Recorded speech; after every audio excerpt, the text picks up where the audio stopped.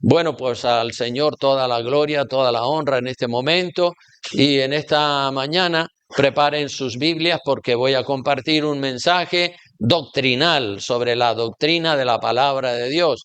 Y el título del mensaje es ese que ustedes tienen ahí en la pantalla de la televisión. Y desde aquí queremos mandar un saludo cariñoso y fraternal a todos los hermanos, amigos y personas que nos ven a través del internet. Que el Señor los bendiga y que el Señor los guarde. Como digo, el tema que voy a compartir en este día, a algunas personas le puede parecer un poco raro o extraño, pero está fundamentado en la palabra de Dios, como todo lo que nosotros hacemos en este púlpito. El tema se titula El velo, cobertura en la cabeza de la mujer. El velo, cobertura en la cabeza de la mujer. Y durante la prédica lo voy a ir explicando. Y qué bueno sería que todos aquellos que se quedan con dudas dijeran, bueno, he traído un bolígrafo y un papel y voy a apuntar todos los textos bíblicos que el pastor está citando. Y luego en mi casa lo voy a estudiar en profundidad, ¿verdad? Porque cuando se hace eso, las ideas se aclaran y uno dice, oye, pues esto es así. No porque lo dice el pastor Santiago, sino porque lo dice ¿quién? La palabra de Dios. Esta es la más importante, hermano, la palabra de Dios. Y gloria a Dios porque se predica la palabra de Dios en este lugar y muchas personas han dicho, pues sí, esa es, yo la voy a aceptar, la voy a vivir y la voy a poner en práctica. Entonces, como les digo, si tienen un boli a mano y un papelito, apunten. Siempre aconsejamos a todo el mundo que traiga su bolígrafo y todo lo demás. De todas maneras, cualquiera que quiera que se le envíe esta prédica, pues ya sabe que están colgadas en internet. Entonces, hermano, el uso del velo en la cabeza de la mujer para orar y para profetizar ha sido un tema de mucha controversia, de muchas discusiones entre las personas que están a favor de usarlo y también entre las personas que están en contra del uso del velo. Así que hoy vamos a repasar todo lo que la Biblia dice acerca del velo en la cabeza de la mujer para que desaparezcan las dudas y para que desaparezcan los conceptos, los complejos raros que la gente puede tener en su mente. Entonces, el velo no es una vergüenza, ¿verdad? Cuando una mujer se cubre para venir a la iglesia, eso no es una vergüenza, como dicen las del movimiento feminista. El velo es una señal de sumisión y de obediencia a Dios y al marido si es casada, al padre si es soltera.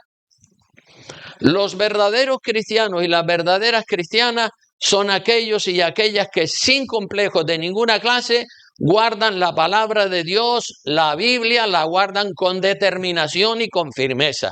Los cristianos tenemos un libro llamado la Biblia, que contiene 39 libros en el Viejo Testamento y 27 en el Nuevo Testamento.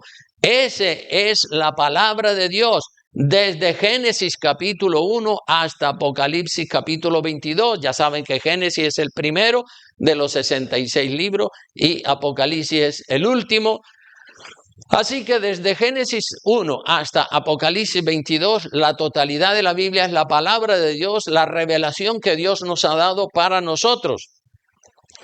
Ese hermoso libro, la Biblia, contiene reglas, normas, enseñanzas, principios divinos para la vida práctica de los cristianos y de las cristianas. Y es por eso que animamos a todo el mundo a que lean la Biblia, a que conozcan lo que dice la palabra de Dios, porque entonces su vida va a ser guiada por la palabra de Dios.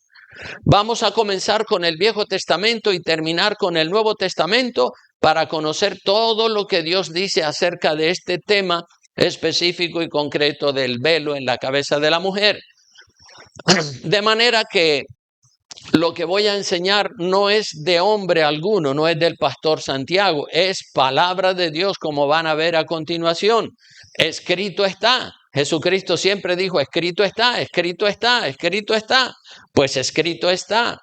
Si de verdad usted es temeroso y temerosa de Dios, usted va a decir, uy, pues sí, pues está escrito, lo acabo de leer, lo acabo de ver, es verdad, lo voy a estudiar a fondo en mi casa para quitar las posibles dudas que pueda tener en mi corazón. Así que voy a citar varios pasajes de las Sagradas Escrituras que demuestran sin duda alguna que el uso del velo en la cabeza de la mujer es 100% palabra de Dios, es bíblico. Y como le dije, tome nota si lo desee. El primer pasaje de la Biblia al que les voy a remitir para que vayan leyendo, tengan su Biblia a mano y la van abriendo por todos estos pasajes. Ya sabe que se puede adelantar un poquito y tener el pasaje de la Escritura localizado para que usted juntamente, cuando yo lo estoy leyendo, usted también lo pueda leer para sí mismo. Vamos a ir al primer pasaje de la Biblia, del primer libro de la Biblia, Génesis capítulo 24, versículos 63 al 65, para que veamos que desde esa época ya se usa el velo. Dice así la Escritura. El verso 63 dice: y había salido Isaac a meditar al campo, el hijo de Abraham, a la hora de la tarde, porque era un hombre muy espiritual, y alzando sus ojos miró, y he aquí los camellos que venían. Rebeca también alzó sus ojos y vio a Isaac y descendió del camello, porque había preguntado al criado: ¿quién es ese varón que viene por el campo hacia nosotros? Y el criado había respondido: este es mi señor. Ella entonces tomó el velo y se cubrió. Aquí viene Rebeca en una caravana de camellos con el criado de Abraham para contraer matrimonio con Isaac, el que fuera el hijo de Abraham y de Sara. Y cuando nosotros estudiamos la Biblia, vemos que Isaac es tipo de Cristo, porque Abraham trató de sacrificar a Isaac en un altar y por muchas otras razones. Isaac es tipo de Cristo. Y Rebeca, la esposa con la que Isaac se casó, es tipo de la iglesia. La Biblia tiene muchos tipos y muchos símbolos, y este es uno de ellos. Rebeca, dice la palabra, cuando viene por primera vez a encontrarse con su futuro esposo, Rebeca se cubre la cabeza en señal de sumisión y de respeto a su futuro esposo. La Biblia dice que la mujer respete al marido y el marido pues ame como Dios manda a la mujer. Y este episodio, hermanos, sucede como 2000 años antes de la venida de nuestro Señor Jesucristo. Desde Isaac, el hijo de Abraham. Ya saben que Abraham tuvo un hijo con Sara y ese es el hijo de la promesa. Y qué bueno, hermanos, poder ir a los orígenes de la Biblia para restaurar nuestro cristianismo, porque nuestro cristianismo ha sido degradado en numerosas ocasiones, en gran manera, en los últimos 50, 60 años, con la entrada del modernismo, con la entrada del feminismo, con la entrada del pasotismo, con la entrada del liberalismo. Todos esos ismos han degradado de una manera impresionante el cristianismo. Pero como dice la palabra de Dios, vamos a otro pasaje de la Biblia que está en Jeremías capítulo 6, versículo 16. Tenga su Biblia abierta y léalo ahí para que vea lo que el profeta Isaías invita al pueblo de Israel a volver a la senda antigua, porque con el paso de los años la fe se va deteriorando y se va difuminando. Pero hay que volver a la senda antigua, como dice Jeremías 6:16. Vamos a leerlo todos juntos. Dice: así dijo Jehová. ¿Qué dijo? Paraos en los caminos y mirad y preguntad. ¿Por qué cosa? Las sendas antiguas, no las modernas. ¿Cuál sea el buen camino? Y andad por él. ¿Y sabe qué dijo aquella generación al mensaje de Jeremías? Le dijo, y Jeremías le termina diciendo: y hallaréis, es decir, si entran por la senda antigua, hallaréis descanso para vuestras almas, porque estaban estresados, como está la sociedad hoy en día. ¿Y qué dijeron ellos? No, por ahí no queremos andar, por la senda antigua no queremos andar, pero si es que en la senda antigua vas a encontrar descanso para que se te vaya esa depresión, esa tribulación. Pero no quieren andar, entonces van a seguir con su problema. Así que ahí vemos en ese pasaje de la Escritura que el Señor establece el velo, como acabamos de decir. Esta Rebeca se baja del camello y se cubre para encontrarse con su futuro esposo. Ese es el primer pasaje de la Escritura que nos habla del uso del velo, y era una práctica común en esa época, un mandamiento del Señor, como vamos a ver un poco más adelante. Si vamos a Génesis capítulo 29, vamos ahora al segundo pasaje de la Escritura, Génesis capítulo 29, versículo 21, dice la palabra de Dios: entonces dijo Jacob a Labán, saben que Labán era el suegro de Jacob, y Jacob había trabajado 7 años porque estaba enamorado de su Raquel, y él quería casarse con Raquel, y entonces el suegro le dijo, pues trabaja 7 años para mí, y entonces cuando hayas terminado ese trabajo yo te regalaré, te daré a Raquel. Así que dice, cuando ya se cumplieron los 7 años, entonces dijo Jacob a Labán, dame mi mujer porque mi tiempo se ha cumplido para unirme a ella. Entonces Labán, el suegro, juntó a todos los varones de aquel lugar e hizo un banquete, una fiesta por la boda. Y sucedió que a la noche tomó a Lea, su hija, saben que tenía varias hijas, tomó a Lea, su hija, y se la trajo. Y Jacob se casó con ella. Y se llegó a ella, es decir, se la llevó a la casa, durmieron la noche de luna de miel, y Jacob pensaba que se estaba casando con Raquel. Y también dice el verso 24, y dio Labán a su sierva Silpa, a su hija Lea por criada. Venida la mañana, es decir, la boda fue ayer, venida la mañana, he aquí que era Lea. Jacob se quedó sorprendido y dice, pero no me había casado yo con Raquel, ¿y cómo es que aparece en mi cama Lea? Y Jacob dijo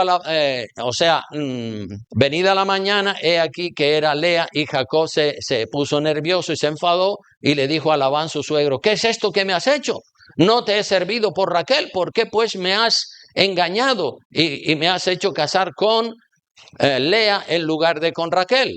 Y en el verso 26 dice, y Labán respondió, no se hace así en nuestro lugar, que se dé la menor, porque Raquel era menor que Lea antes que la mayor, así que ahí tienes, esa es tu esposa. Entonces, en este pasaje bíblico, hermanos, vemos que no se usa la palabra velo en la cabeza de la mujer, pero cualquiera con un poco de lógica y de sentido común ve con claridad el velo en la cabeza de la mujer en esta boda, en la que Jacob se piensa equivocadamente que se está casando con Raquel, cuando realmente se está casando con Lea. Entonces, obviamente, ¿por qué fue que Jacob se tragó ese engaño? Porque Lea, que era la supuesta Raquel, tenía la cabeza cubierta y el rostro también lo tenía cubierto con un velo. No hay otra explicación que tenga lógica y que tenga sentido común. Por eso he citado este pasaje para que ustedes lo examinen en su casa. ¿Por qué Jacob no se da cuenta de que se está casando con Lea en lugar de con Raquel, por la que había trabajado 7 años? Pues Lea tenía el rostro y la cabeza cubierto con un velo y no se veía su rostro, solamente se le veían los ojos a Lea, y por eso Jacob se casó con Lea pensando que se estaba casando con Raquel.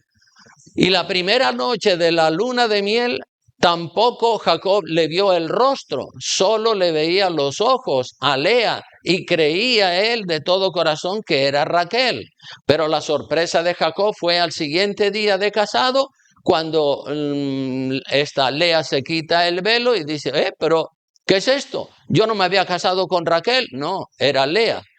Entonces ya se había consumado ese matrimonio y ese matrimonio no se podía disolver. Así que, hermano, este es otro pasaje que nos demuestra que el uso del velo es bíblico desde el origen, desde los patriarcas.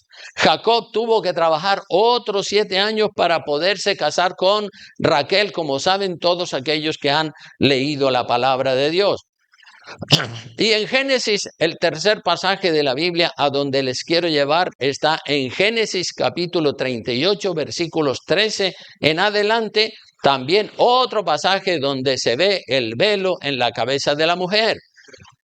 Génesis 38, versículos 13 al 18 dice, y es bueno que se lean todos estos pasajes de la Biblia para que comprendan bien las historias, los episodios, los acontecimientos. Dice así, el verso 13 del capítulo 38 de Génesis, dice, y fue dado aviso a Tamar, diciendo, he aquí tu suegro sube a Timnat a trasquilar sus ovejas. Entonces se quitó ella los vestidos de su viudez, porque era viuda, y se cubrió con un velo, y se arrebozó, y se puso a la entrada de Enaim, junto al camino de Timnat, porque veía, esta era la razón de disfrazarse ella y de ponerse un velo y cubrirse hasta el rostro, veía que había crecido Sela, el hijo de su suegro, y ella no era dada a él por mujer. Y la vio Judá. Judá era el suegro, y Tamar era viuda de uno de los hijos, de dos de los hijos de Judá. Y dice, la vio Judá, el suegro de Tamar, y la tuvo por ramera, porque ella había, ¿qué es lo que había hecho? Cubierto su rostro, obviamente su cabeza, y se apartó del camino hacia ella y le dijo, déjame ahora llegarme a ti. Es decir, déjame tener relaciones sexuales contigo. Pues no sabía que era su nuera. Claro, ¿cómo lo iba a saber si tenía el rostro cubierto y la cabeza cubierta? Con un velo, obviamente. Y ella dijo, ¿qué me darás por llegarte a mí? Él respondió, yo te enviaré del ganado un cabrito o de las cabras. Y ella dijo, dame una prenda hasta que lo envíes, da una prueba o unos objetos. Entonces Judá dijo, ¿qué prenda te daré? Ella respondió, tu sello, tu cordón y tu báculo que tienes en tu mano, y él se los dio y se llegó a ella, y ella concibió de él, es decir, Tamar quedó embarazada de su suegro. Y si usted quiere saber más detalles de la historia, léasela detenidamente en su casa. Así que aquí tenemos la historia de una mujer viuda por 2 veces, y ella se llamaba Tamar y era la nuera de Judá. Vea que en el versículo 15 hasta las prostitutas, supuestamente, todas las prostitutas se cubrían su rostro y se cubrían la cabeza, aunque Tamar no era una prostituta, pero ella se disfrazó de prostituta y así consiguió quedar embarazada de su suegro, porque para ella se estaba haciendo una injusticia, dado que el otro hijo que tenía que casarse, el otro hijo de Judá que tenía que casarse con ella, pues no se lo habían entregado como marido. Entonces ella usó esa estrategia para conseguir sus propósitos. Ese es el tercer pasaje de la Escritura. El cuarto pasaje de la Escritura lo tenemos en Números capítulo 5.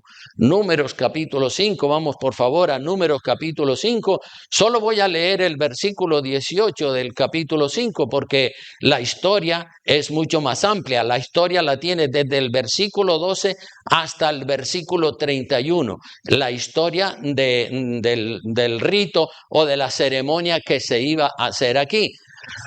Dice así, Números capítulo 5, versículo 18 en adelante, dice, y hará el sacerdote estar en pie a la mujer delante de Jehová y descubrirá la cabeza de la mujer. Obviamente si la descubre es porque estaba cubierta con un velo. Y pondrá sobre sus manos la ofrenda recordativa, que es la ofrenda de celos. Y el sacerdote tendrá en su mano las aguas amargas que acarrean maldición. O sea que aquí, en este pasaje de la Escritura, si usted se lo lee a partir del versículo 12 hasta el versículo 31, aquí tenemos el uso del velo en la cabeza de la mujer como una cobertura o como una señal de que ella está bajo la autoridad de su marido. Y esta era la ley que Dios había establecido para cuando un marido tenía celos de su mujer. La Biblia le llama cuando tenía espíritu de celos de su mujer, es decir, el marido sospechaba, no tenía pruebas, pero él sospechaba que su mujer le estaba siendo infiel con otro hombre. Y entonces él no la podía acusar porque no tenía evidencia, no tenía prueba. Entonces se hacía este rito que, si usted lo quiere leer, obviamente lo puede leer en su casa para que vea cómo desaparecía el espíritu de celos. Se hacía el rito, la mujer era llevada ante el sacerdote y el sacerdote haría que se quitara el velo de la cabeza, dejándola así sin la cobertura de su marido, porque obviamente ya el marido estaba sospechando de que ella le estaba siendo infiel. Entonces se hacía este rito y se descubría por el poder de Dios si realmente ella le había sido infiel o si no le había sido infiel. Así que si usted quiere saber qué tipo de rito, qué tipo de ceremonia se hacía en estos casos, pues léase en ese capítulo del versículo 12 al 31 en su casa. Y así usted aprende y mata la curiosidad. Pero solo hemos leído el versículo 18, que es donde está el verso a donde yo les quería llevar para no salirme del tema. El uso del velo en la cabeza de la mujer. Quitarle el velo significaba dejarla sin la cobertura. El velo a la mujer y dejarla descubierta significa sin cobertura espiritual de su marido, para que el rito se llevara a cabo como Dios manda. El velo significa, lo repito una vez más, significa protección del marido si está casada o del padre si la mujer es soltera. Así que lea detenidamente en su casa estas historias bíblicas para que su fe y su confianza esté basada en la palabra de Dios. Así usted tendrá las cosas muy claras y no titubeará ni dudará sobre lo que la palabra de Dios dice. Esos son los 4 pasajes que hasta ahora le he citado del Viejo Testamento para que ustedes vean que no estamos diciendo cosas que están fuera del orden de Dios. Y en el Nuevo Testamento también tenemos otro pasaje que, como saben, la mayoría de ustedes está en 1 Corintios capítulo 11. Así que vamos a buscar 1 Corintios capítulo 11 para dar una breve explicación de este pasaje de la Escritura. Dice así la palabra de Dios. Todos se encontraron, 1 Corintios 11. Dice, sed imitadores de mí, dice el apóstol Pablo, a los corintios y a todas las iglesias, obviamente, como yo de Cristo. El verso 2 dice, os alabo, hermanos, porque en todo os acordáis de mí y tenéis las instrucciones, retenéis las instrucciones tal como os las entregué. Es decir, no las habían distorsionado ni las habían manipulado. Las retenían tal como el apóstol Pablo se las entregó.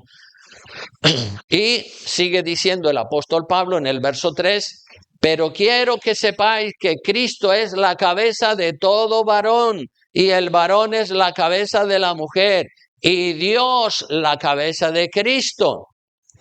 O sea que queda claro por este pasaje y por tantos otros pasajes que tanto en el Viejo como en el Nuevo Testamento están enfatizando esta verdad cardinal. El varón es la cabeza de la mujer. Esta verdad es incuestionable porque aparece en muchísimos otros lugares de la Biblia. Entonces, la mujer que no acepta que el marido, si es casada, o el padre, si es soltera, es la cabeza de la mujer, esa mujer está en rebelión contra el orden establecido por Dios en su palabra.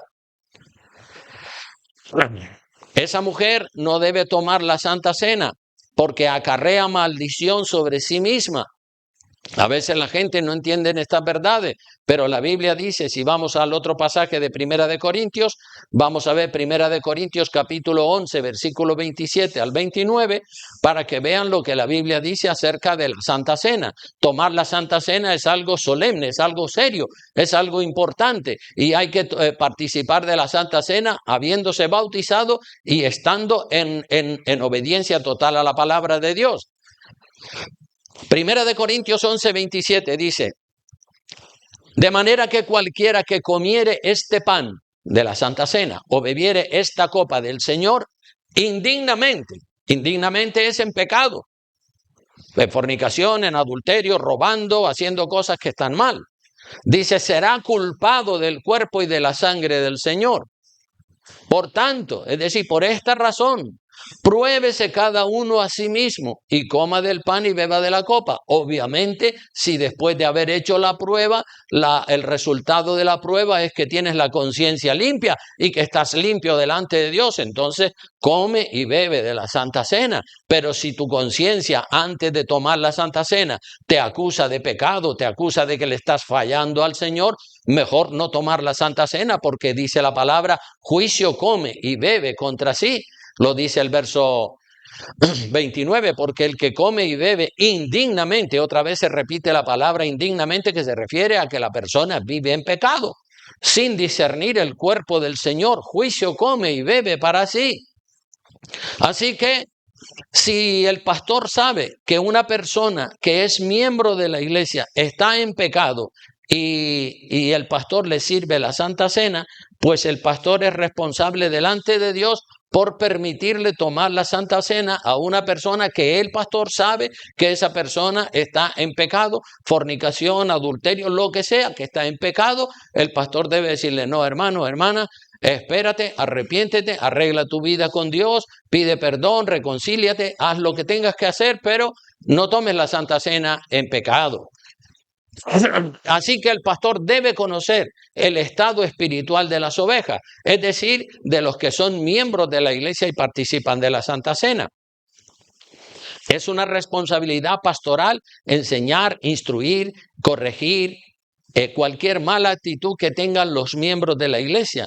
En algunas iglesias, como sabemos hoy en día, hay diferentes maneras de diferentes pastores que aplican o no aplican la palabra de Dios, pero en algunas iglesias hemos visto que hay personas que toman de la Santa Cena y están viviendo en pecado, están viviendo en fornicación, en adulterio, con un testimonio pésimo. ¿Cómo se le puede permitir a esas personas que tomen de la Santa Cena? Si se le permite a esas personas que tomen de la Santa Cena y el pastor lo sabe, pues el pastor es también culpable en cierta manera de permitirle. Ahora, si el pastor no lo sabe, oiga, pues entonces la única responsable es la persona que toma la Santa Cena.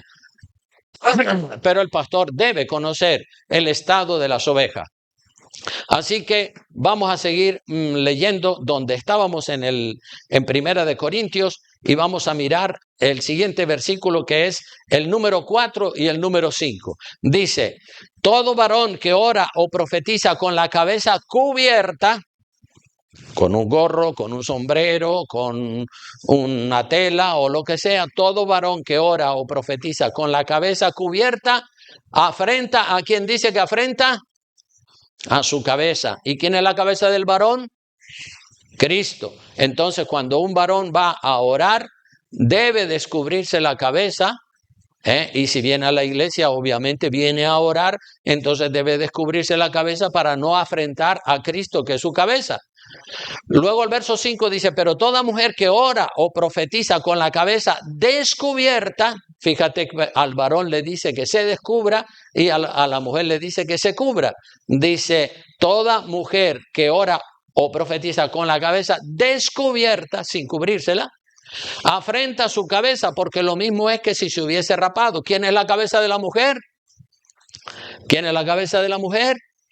El varón, su marido, ¿verdad? O su padre, en el caso de que sea soltera. Así que aquí tenemos en estos dos versículos, en el 4 y en el 5, tenemos un principio que se llama el principio de diferenciación de sexos. El mundo dice igualdad, igualdad, igualdad. No, igualdad no, diferenciación. Dios tiene unas leyes para las mujeres y otras leyes para los hombres. Así que aquí tenemos el principio, y aquí y en muchos otros pasajes de la Biblia, el principio de la diferenciación de sexos. Varón, cabeza descubierta para no afrentar a Cristo, que es la cabeza del varón, y mujer con la cabeza cubierta con un velo, naturalmente, para no afrentar al marido o al padre, que es la cabeza de la mujer. Lo contrario de esto es rebelión abierta contra la ley de Dios y contra su santa palabra. Hacer lo contrario es ir en contra de la Biblia. Esta verdad, hermano, hay que repetirla con frecuencia desde el púlpito para poder contrarrestar la perversa influencia del feminismo moderno. Ayer fue el Día de la Mujer y las feministas salieron a la calle y ese movimiento, hermanos, ha hecho mucho daño a la sociedad. Una de las cosas más bonitas y atractivas en la mujer es el cabello largo, es precioso y es por eso que todo lo que es hermoso y todo lo que es precioso en la mujer, el cabello, los pechos, las piernas, su figura debe de estar cubierto, como dice la palabra de Dios, versículo 6, porque si la mujer no se cubre, que se corte también el cabello. Y si le es vergonzoso a la mujer cortarse el cabello o raparse, ¿qué dice? Que se cubra. Así que la Biblia enseña que la mujer no use peinado ostentoso para llamar la atención sobre su cuerpo. El cuerpo de la mujer debe estar cubierto y solo se descubre para su marido y para nadie más. Descubrirlo para que otros hombres la codicien o la miren, pues es un pecado. Ya saben ustedes, aquí se ha repetido mucho lo que dice Mateo 5, 27 y 28. Oísteis que fue dicho, pero yo os digo.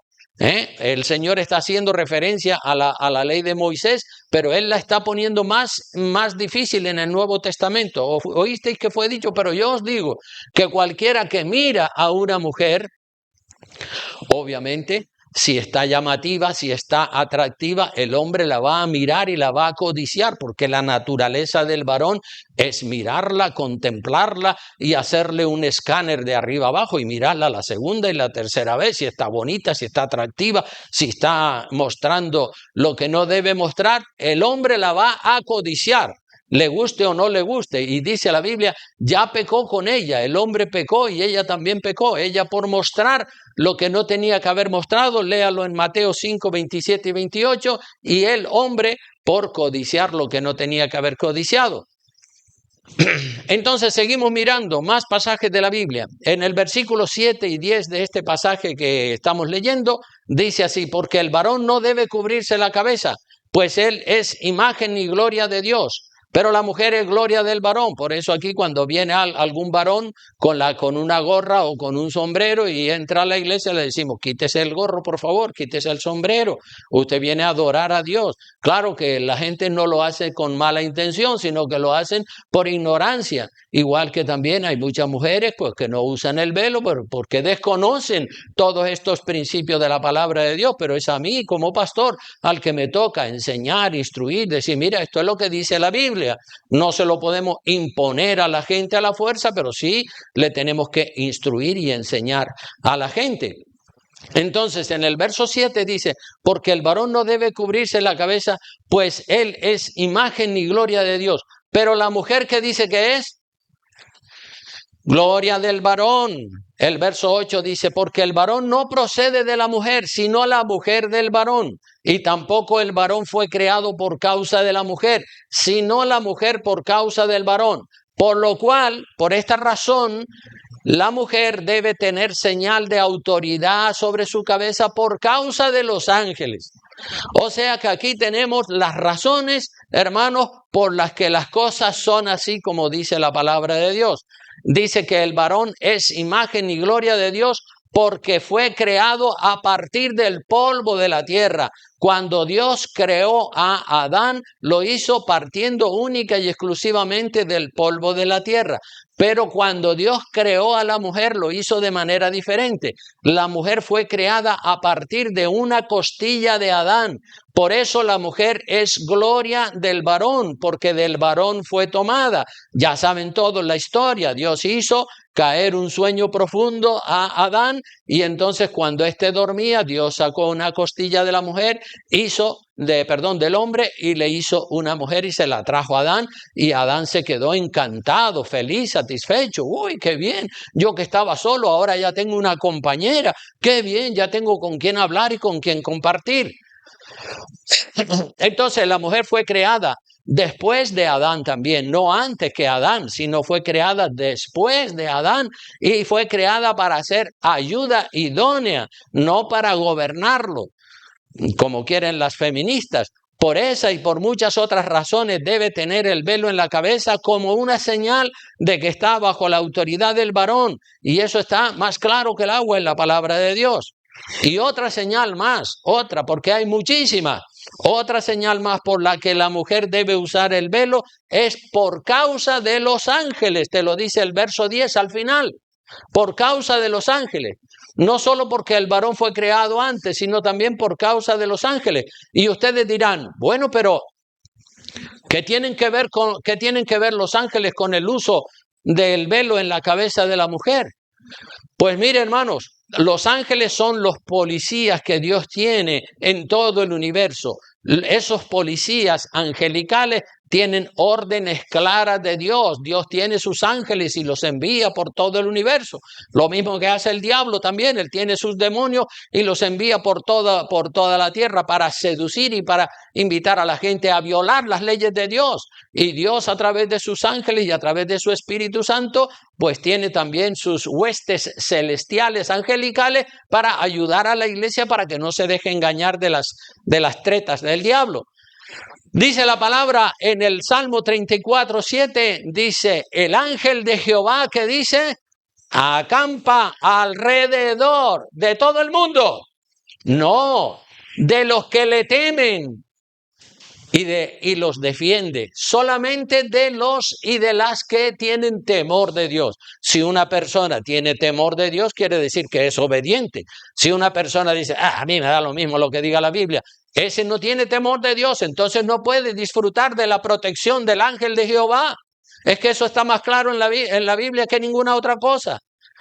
La policía, ustedes saben que la policía de tráfico aquí en la tierra le pone multa a la persona que conduce la moto sin usar el casco. Y la ley es obligatoria y el uso del casco es obligatorio y es para proteger al que conduce la moto, no es para otra cosa. Así, el velo en la cabeza de la mujer es para proteger a la mujer para que el diablo no la pueda dañar con ideas diabólicas como dañó a Eva. Ya saben ustedes por dónde entró el diablo en la primera pareja. Entró por Eva. Y Eva estaba tranquilita allí, se le aparece el diablo en forma de serpiente. Dice, con que Dios os ha dicho no comáis de todo árbol. El diablo es un mentiroso y distorsiona todo. Dios solamente había prohibido que no comiera del árbol del conocimiento del bien y del mal. Pero el diablo distorsiona, dice, con que Dios ha prohibido eso. Mira tú las cosas que tiene Dios. Ese Dios está pasando de la raya. Y entonces ahí empieza un diálogo entre la mujer y el diablo. Y al final la mujer pica el anzuelo, come del árbol prohibido y después ella va y le da también a su marido, el cual también come. Así que esa es otra razón. El diablo no puede dañar la cabeza de la mujer. Cuando la cabeza de la mujer está cubierta con el velo, ella está diciendo, yo estoy sujeta a mi marido, yo no tomo decisiones por mi propia cuenta, mi marido y yo estamos en completa sintonía. El feminismo, hermanos, el feminismo y sus ideas son del diablo. Lo único que pretende el feminismo es destruir el orden familiar, el orden social que Dios estableció en su palabra. El velo en la cabeza de la mujer es un recordatorio para ella, para que no se olvide de que está bajo la autoridad de su padre o de su marido si es casada. Y antiguamente, hermano, todas las mujeres usaban el velo. ¿Y saben qué? Lo primero que hizo el feminismo hace 40, 50 años atrás fue para empoderar a la mujer, fue quitarle el velo de la cabeza y decirle, ya eres libre de la autoridad de tu marido, haz lo que te venga en gana, ya no tienes que estar obedeciendo a tu marido. Y entonces hoy vemos que desde hace 50 años para atrás, porque si usted mira la sociedad hace 50, 60 años, los que son jóvenes no han visto eso, pero yo ya tengo 72 años y yo he visto cómo era la sociedad hace 50, 60 años atrás y era completamente diferente a como es ahora.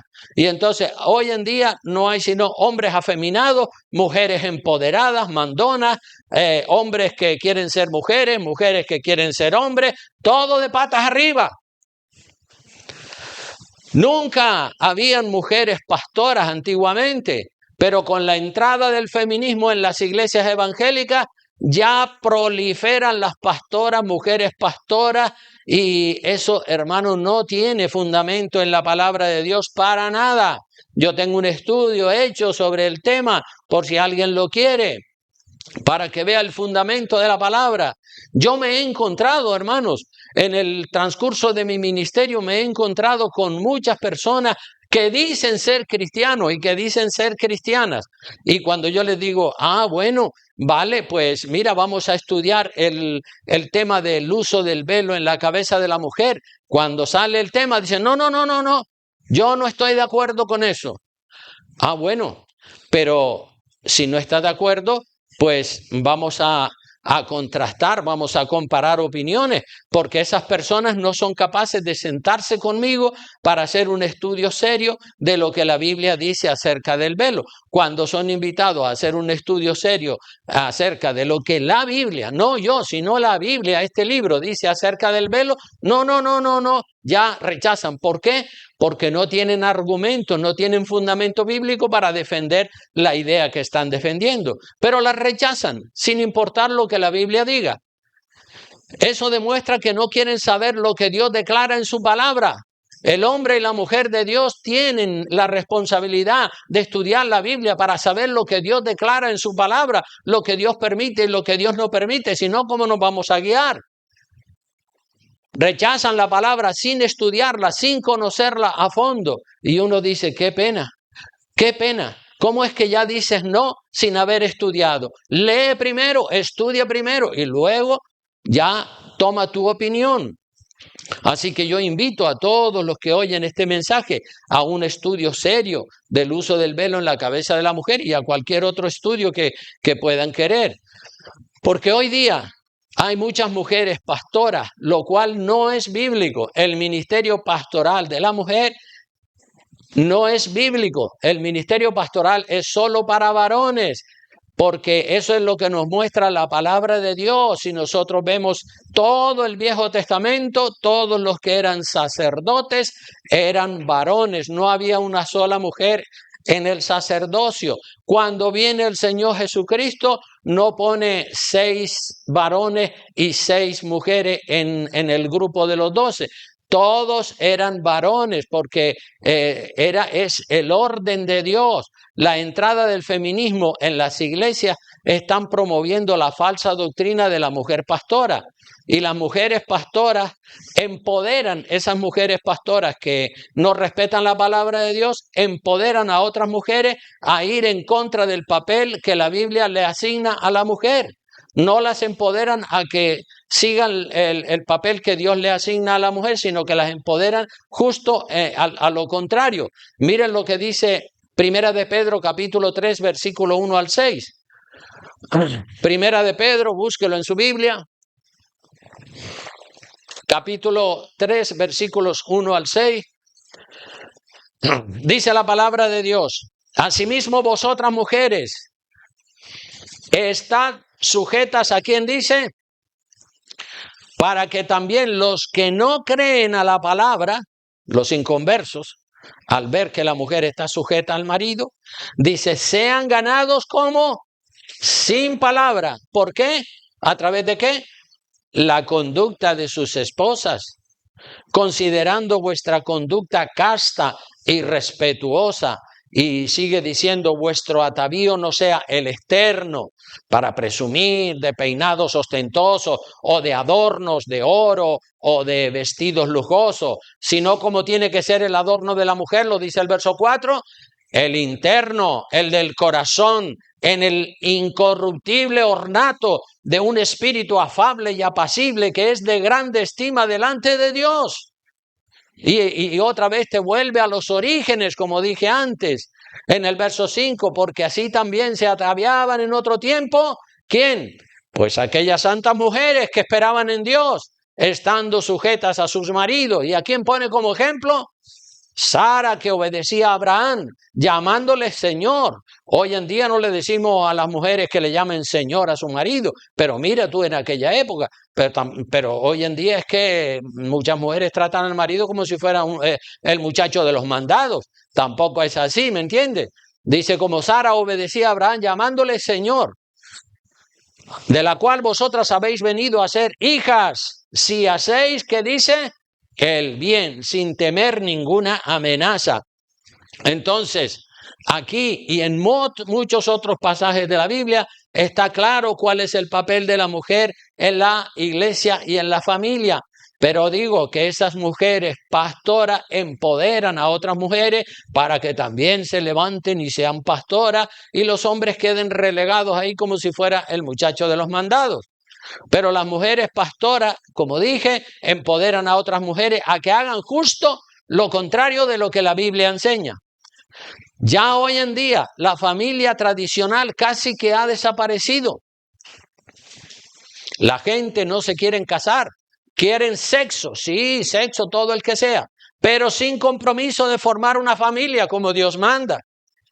Las feministas odian a los varones, dicen que son unos machistas, dictadores, y que ellas prefieren vivir solas con un perro o con un gato en su casa, pero no quieren casarse.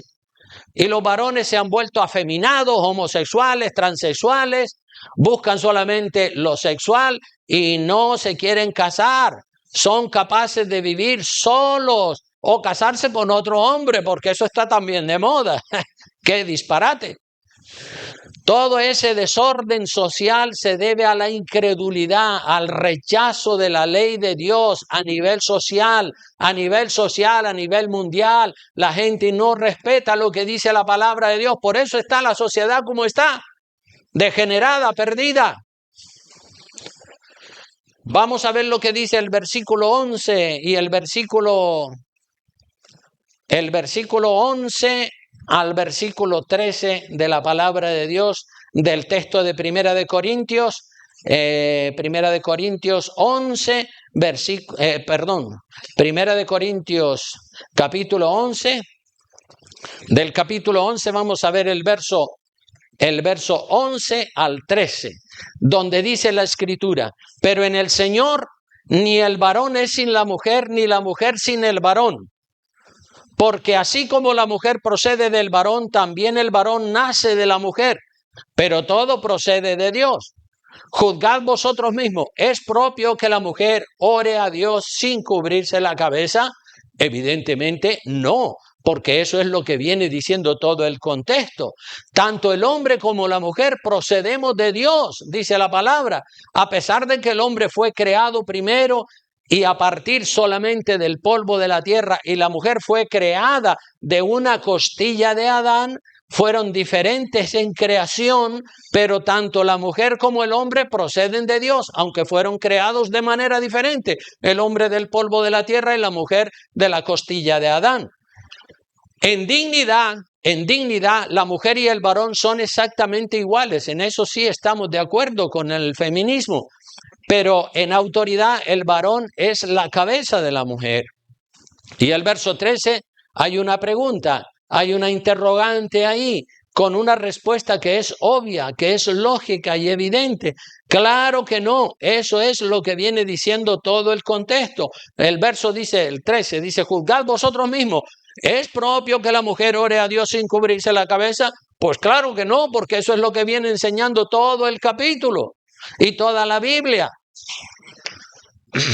El verso 14 de ese mismo pasaje dice: la naturaleza misma nos enseña que al varón es deshonroso dejarse crecer el cabello, aunque para muchos es una honra con el pelo largo. Pero ¿qué es eso? Si tú eres un varón, córtate el pelo corto como hombre, no te dejes el pelo largo que pareces una mujer.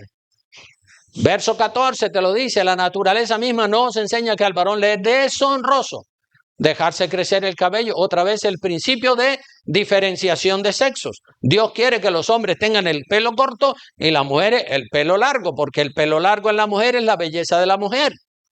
Dice por el contrario, verso 15, a la mujer dejarse crecer el cabello, ¿qué le es? Honroso. Claro que sí, es una honra, es una belleza para la mujer. Es hermosa para su marido, porque en lugar de velo, Y aquí, de esta última línea del versículo 15, se agarran los que son enemigos del uso del velo. Cogen esta última línea, dice, en lugar de velo le es dado el cabello. Entonces dice, pues ya está. Si el cabello largo, si ya con tener el cabello largo no necesita el velo de tela, pues ya está. Pero la palabra dice claramente, el hombre cabello corto y la mujer cabello largo. Y todo lo que sea contrario a eso es rebelión en contra de la ley de Dios. Y una explicación, como volviendo otra vez a la última línea del versículo 15, una explicación sobre la última línea del verso 15, que dice, en lugar de velo le ha sido dado el cabello. Ustedes pueden coger otra versión de la Biblia, eso es lo que dice la versión Reina Valera, pero ustedes saben que el buen cristiano tiene varias versiones de la Biblia para que cuando un texto le parece un poco difícil, no lo entiende bien, mira otras versiones de la Biblia, que hay cientos de versiones. Entonces, en lugar de velo le ha sido dado el cabello, dice la versión Reina Valera 1960. Pero usted coge, por ejemplo, la Biblia de Jerusalén, que la Biblia de Jerusalén dice en ese verso 15, al final dice, a modo o a manera de velo le ha sido dado el cabello. Ven que hay una pequeña diferencia. Dice a modo o a manera de velo. No dice en lugar de, sino a modo o a manera de velo le ha sido dado el cabello. No es que el cabello largo sustituye el uso del velo. Claro que no. Lo que dice es que el cabello largo es como un velo natural. Cuando la mujer tiene el cabello largo, eso es como un velo natural que debe ser cubierto con un velo de tela. Muchas personas que son contrarias al uso del velo se agarran, como digo, de esa última línea del versículo 15 y ya con esa línea son capaces de tirar abajo todo lo que dice la Biblia. Se agarran, se cargan o ignoran todo el contexto del capítulo y de la Biblia.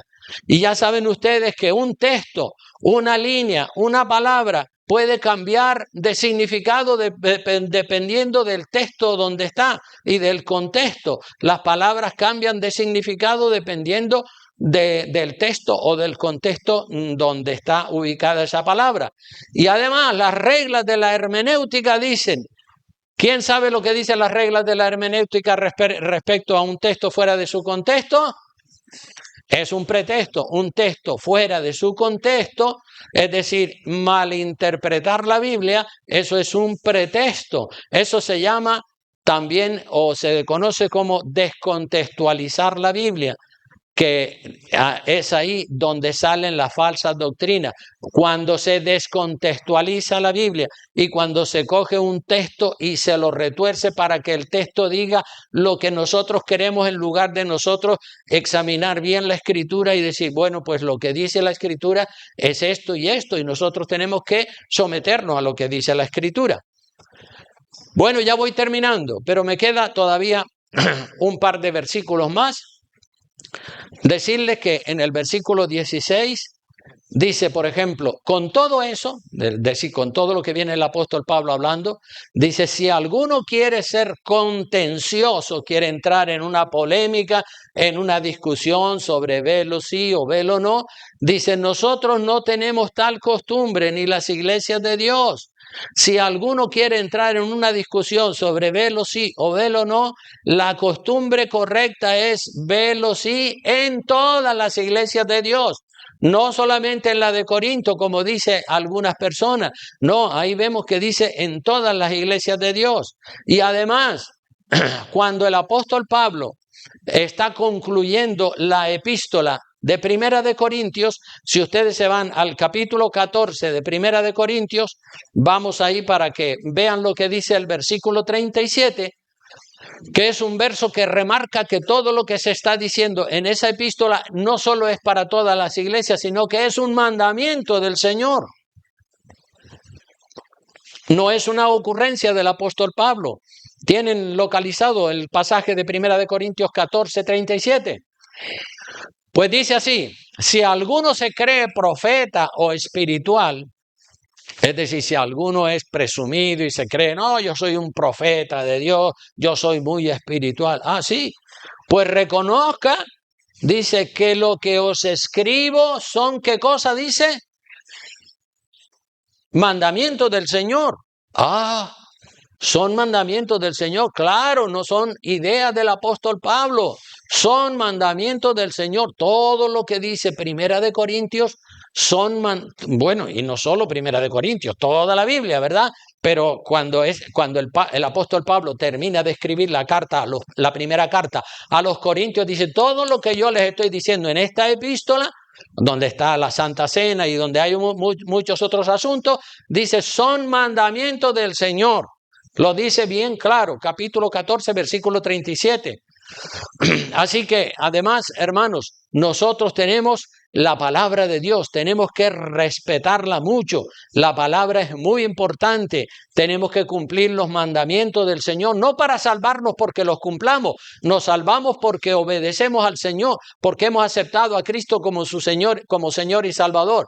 Pero cuando uno ha aceptado a Cristo como Señor y Salvador, después le entra el deseo de decir, oye, pues yo ahora que soy cristiano voy a poner en práctica todo lo que me dice la palabra.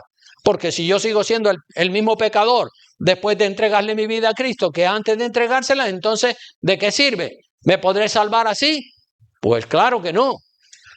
Y como les digo, ya voy terminando, el verdadero cristiano, la verdadera cristiana se alinea siempre con la palabra de Dios, no con la cultura, no con las modas, no con las ideologías modernas, sino con la palabra de Dios. Porque ¿saben una cosa? En el día del juicio, busque Juan capítulo 12, versículo 48, que mucha gente lo lee y pasa desapercibido y no se enteran. Capítulo 12, versículo 48. Con este ya termino. Vamos a leerlo todos juntos. ¿Están listos? Amén. Dice, el que me rechaza y no recibe mis palabras, tiene quien le juzgue. La palabra que he hablado, ella le juzgará. ¿Cuándo? En el día postrero. La palabra, aquí está la palabra. Esta es la palabra que Cristo nos ha hablado. Y esta palabra es la que te va a juzgar a ti, es la que me va a juzgar a mí. Ya lo dice claramente, el que me rechaza.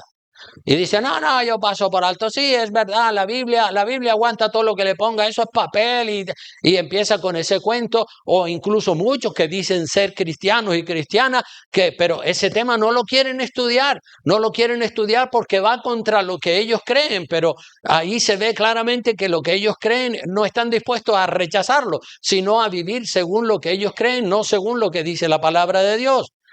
Pero nosotros, hermanos, no somos no somos machistas, tampoco somos feministas, nosotros somos cristianos de la palabra y seguimos la palabra de Dios como está escrita en la Biblia. El otro día estaba mirando con el tema de lo del feminismo, miré cuántas clases de feminismo hay. Y aparece una lista ahí en internet impresionante. Dice que hay feminismo liberal, feminismo radical, feminismo socialista, feministas ecologistas, feminismo cultural, feminismo de igualdad, feminismo comunitario, feminismo afrodescendientes. Es decir, que hay una gran variedad de feministas y unos defienden un aspecto en la vida de la mujer y otros defienden otro aspecto, pero entre ellos se están contradiciendo. Y hay algunas cosas o aspectos que el feminismo defiende, como son los abusos. El feminismo está en contra de los abusos y de las violaciones de los hombres a las mujeres. Claro, en eso también nosotros estamos de acuerdo. Y obviamente estamos en contra de toda violación y de todo maltrato a la mujer. En eso sí tienen razón, pero es que ya en sus pretensiones las feministas se están metiendo por otro lado. Las feministas están en contra. Una de las cosas que más les rechina a las feministas es el patriarcado. Uy, Dios mío, el patriarcado. Eso no lo pueden digerir. El sistema de gobierno de Dios siempre se presenta como un patriarcado, hermanos. Dios es padre. Dios no es madre. Jesucristo es Señor. Jesucristo no es señora, como algunas personas están diciendo también en los vídeos que salen en internet. Los apóstoles eran 12 varones, los sacerdotes eran todos varones, y así podíamos seguir con una larga lista de cosas en las que nosotros no estamos de acuerdo con las feministas. En algunas cosas sí, en otras no. El verdadero pastor tiene que predicar solamente la palabra de Dios sin quitar ninguna de la doctrina bíblica. Esta es la palabra de Dios y esta es la que nos va a juzgar a ti y a mí. Así que el pastor no puede amañar, ni manipular, ni malinterpretar la escritura. El verdadero pastor está para predicar lo que la palabra de Dios dice, no lo que la gente quiere oír. Así que, hermano, termino ya diciéndole, lea la Biblia, cójale cariño, estúdiela para que vea cómo sus ideas empiezan a definirse y usted empieza a tener una sana doctrina, a tener las cosas claras y decir, de aquí no me muevo yo, porque esto es palabra de Dios. Y es ahí donde tenemos que estar fundamentados en la palabra de Dios y no en las influencias de este mundo caído. Bueno, pues dicho esto, vamos a inclinar el rostro. Por favor, incline su cabeza ahí y vamos a estar orando al Señor un momentito. Y cualquier duda que usted tenga, cualquier cosa que usted no haya entendido, ya sabe, me puede pedir una cita y nos podemos sentar y hablar detenidamente para ayudarle a usted. Otros me han ayudado a mí y mi deseo es, como no podía ser de otra manera, ayudarle a todas las personas que puedan estar en un estado de duda con respecto a estas cosas. Oramos al Señor. Padre bueno, Señor de los cielos, gracias te damos.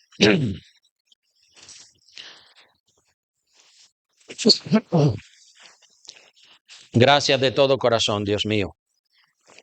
Bendice a todos mis hermanos y mis hermanas, Señor, a fin de que en todo se despierte el anhelo, el deseo de estudiar tu santa palabra, porque tu palabra es palabra de Dios. Gracias.